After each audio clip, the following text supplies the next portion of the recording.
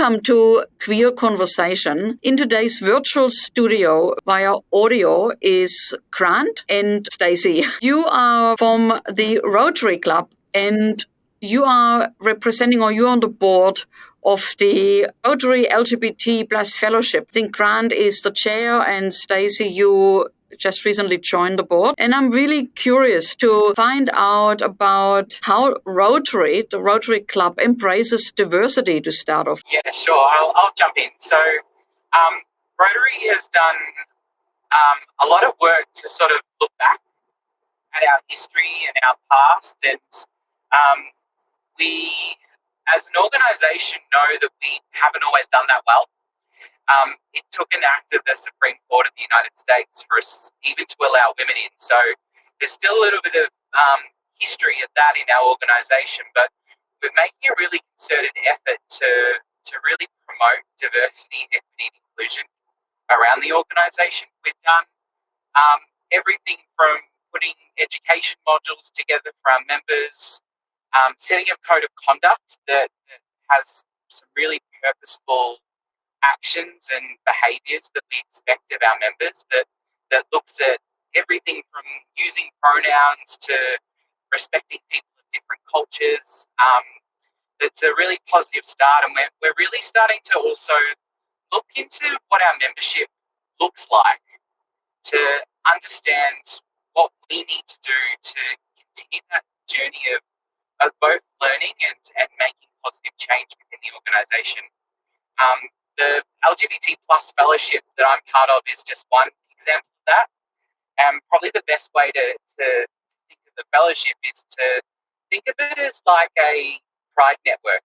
We've got those in lots and lots of workplaces, and the Rotary LGBT plus fellowship is really the pride network of Rotary members. We come together and we share stories about what things are like in our clubs. We have events every year at our big Rotary International Convention. It's just a really safe space for LGBT plus people and their allies to come and be part of our organisation in a really safe space. How did the fellowship start and when? I knew you were going to ask me when, and I can't think of the date off the top of my head. We had a convention. So every year Rotary has a big convention. We have about 20,000 Rotarians that will all descend on a city together, and it was pre-COVID. I'm going to say it was probably 2018, about 2015. We had a Rotary convention in Atlanta, and it was really the start of Rotary's DEI journey there. And we had a breakout session that talked about being inclusive to LGBT plus people in clubs, and it was there that this idea of having a fellowship for LGBT plus people was really imagined and came up. So it just happened really organically out of a really positive conversation with members. One of the members, Stacey, you have joined Rotary. You also came out as transgender. What was your journey at a Rotary Club with that? So for me, I'd sort of hit a really dark part of my life where I was competing with the need to transition, but also having a very white male life. And I kind of joined Rotary to rebuild my sense of community or connection to the community, because I'd started to isolate myself, and managed the club. I'm in the club of Ellenbrook in WA, in Australia, and they were so supportive of me as an individual at that space. And I eventually sort of gained the confidence and the support I needed to complete transition. So in February this year, I actually transitioned and went to my club to tell them what was going on.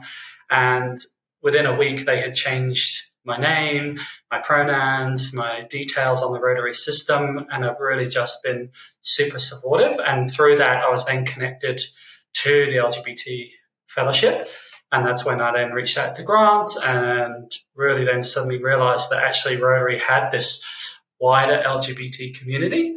And that was just a really eye-opening experience for me and a really great chance to connect. And then I felt like, so one of the members in my club was, is an older male that didn't really understand, and for a couple of weeks didn't really talk to me or communicate with me. Not that he was offensive or rude or anything like that, but just, it's like something really new. And then I also noticed that Grant had, or the fellowship had tools on their website for how to help educate clubs.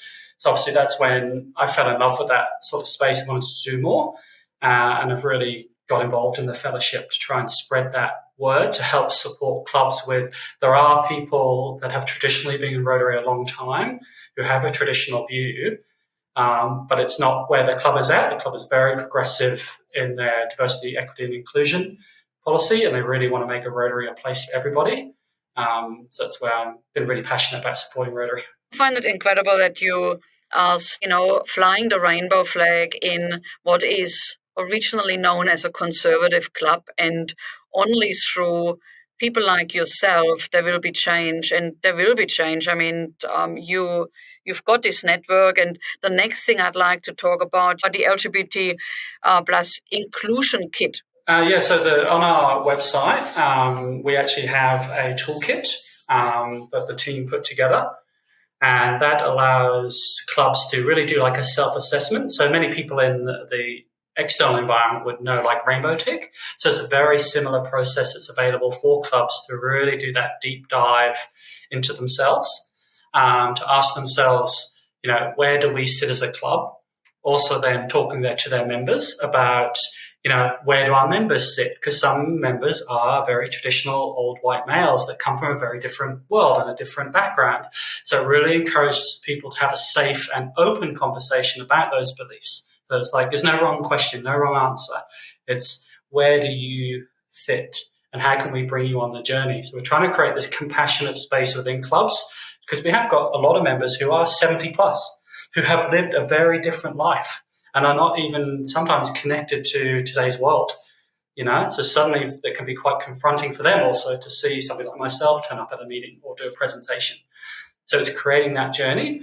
And on the back of that, we then give them tools and education to be able to connect with that LGBTQIA plus community. And then from there, they can, do assessments, connect with clubs, do some promotional work. And that toolkit covers all of those aspects. I recently presented that. So my district governor allowed me to do a presentation to the wider group, which I did an hour-long video about that toolkit, and obviously offering them to go to clubs and talk them through that journey from, somebody from my experience about how that feels and how to be supportive and ask those questions. So it's a really positive document.